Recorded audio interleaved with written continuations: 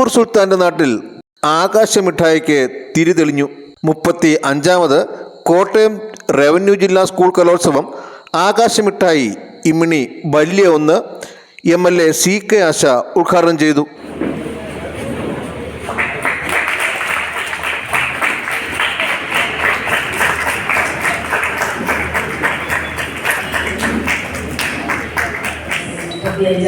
Revenue കലോത്സവം വളരെ സന്തോഷപൂർവ്വം തന്നെ ഉദ്ഘാടനം ചെയ്തതായി ആദ്യം തന്നെ അറിയുകയാണ്.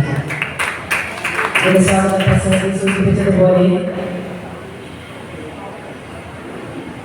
ഈ മണ്ണ് വൈക്കം മുഹമ്മദ് ബഷീറിന്റെ മണ്ണാണ്. അദ്ദേഹത്തിന്റെ കഥാപാത്രങ്ങൾക്ക് ജന്മം കൊടുത്ത മണ്ണാണ്.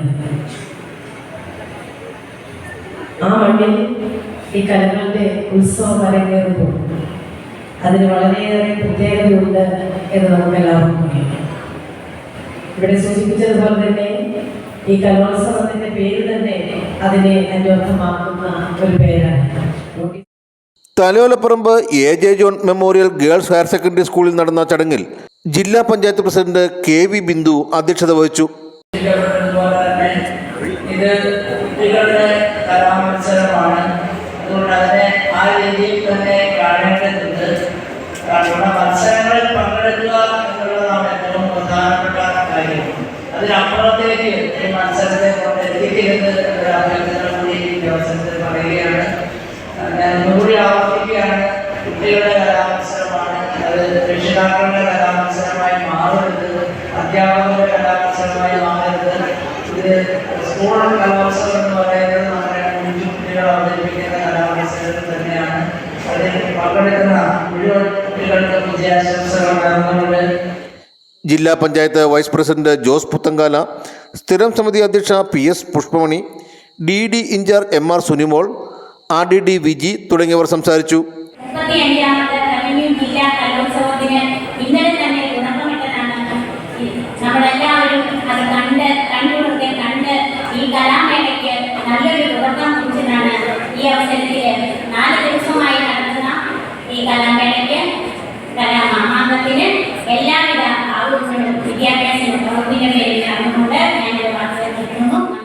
UP ഹൈസ്കൂൾ ഹയർ സെക്കൻഡറി വിഭാഗങ്ങളിൽ 13 സബ് ജില്ലകളിൽ നിന്നായി 298 ഇനങ്ങളിൽ 10,000-ലധികം വിദ്യാർത്ഥികൾ മാറ്റുരയ്ക്കും.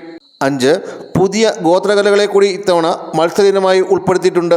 കഥകളുടെ സുൽത്താൻ്റെ നാട്ടിൽ നടക്കുന്ന കലോത്സവത്തിന് അദ്ദേഹത്തിൻ്റെ ഏറ്റവും പ്രിയപ്പെട്ട പ്രേമലേഖനം എന്ന കഥയിലെ പ്രതീക്ഷകളുടെ പ്രതീകമായ ആകാശമിഠായി എന്ന പേരാണ് നൽകിയിരിക്കുന്നത്.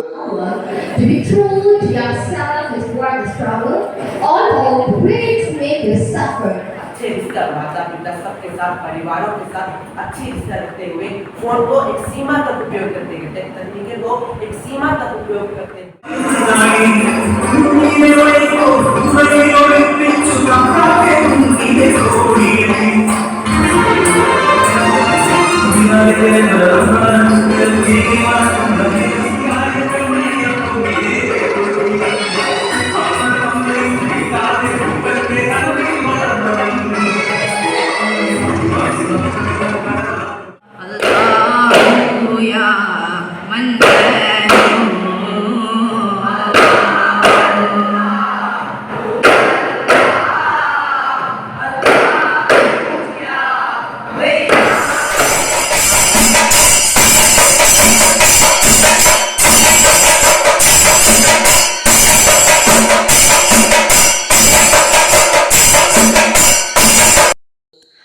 Vision news Vaikom.